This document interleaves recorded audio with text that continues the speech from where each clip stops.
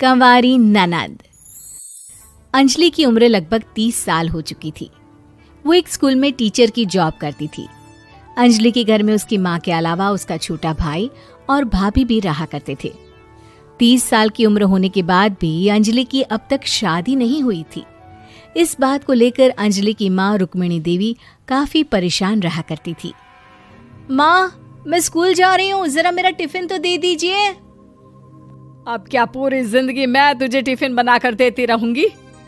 अरे कुछ सोचा भी अपने बारे में या बस ऐसे ही? क्या माँ, सुबह सुबह फिर वही बातें लेकर बैठ गई। माँ गलत क्या कह रही है अंजलि दीदी? इतनी उम्र हो चुकी है आपकी, माँ कब तक आपकी सेवा करती रहेंगी? भाभी, मैंने माँ को कब कहा कि मेरी सेवा करो? वैसे भी अपना टिफिन मैं खुद तैयार कर लेती हूँ, बस टेबल से उठाकर देने को ही तो कहा था। वैसे अंजलि दीदी, देखा जाए तो टिफिन उठाकर देने की उम्र तो आपकी है। आपका अपना घर परिवार बच्चे होते तो ये जिम्मेदारी आज आप पूरी कर रही होती। एक बात मेरी समझ में नहीं आती, अगर मेरी शादी नहीं हुई तो इसमें मेरी क्या गलती है और तुम सब लोग मेरे पीछे क्यों पड़े रहते हो? अरे कुछ कहना क्या पीछे पड़े रहना होता है? अपने छोटे भाई को देख, तुझसे 3 साल छोटा है लेकिन 2 बच्चे खेल रहे हैं आंगन में।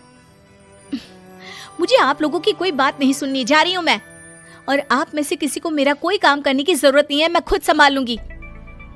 इतना कहकर अंजलि वहां से चली जाती है। शाम को जब अंजलि अपने स्कूल से लौटकर घर वापस आती है तो उसने देखा कि पड़ोस वाली निर्मला चाची वहां पर बैठी हुई थी। क्या बात है अंजलि बिटिया, नौकरी करके वापस आ गई? जी चाची जी, कैसी हैं आप? मैं तो ठीक हूँ बेटा, तुम बताओ शादी के बारे में कुछ सोचा या नहीं? अरे रहने दीजिए ना, इससे तो शादी की बात करना ही बेकार है। कुछ भी कहो तो गुस्सा करती है, बात बात पर आंखें दिखाती है। माँ, आप ऐसा क्यों कह रही हैं? मैंने कब आप पर गुस्सा किया? अरे अंजलि बेटा, तुम्हारी माँ ठीक ही तो कहती है। 30 की होने आई हो, अब तुम्हें भी शादी वादी कर लेनी चाहिए।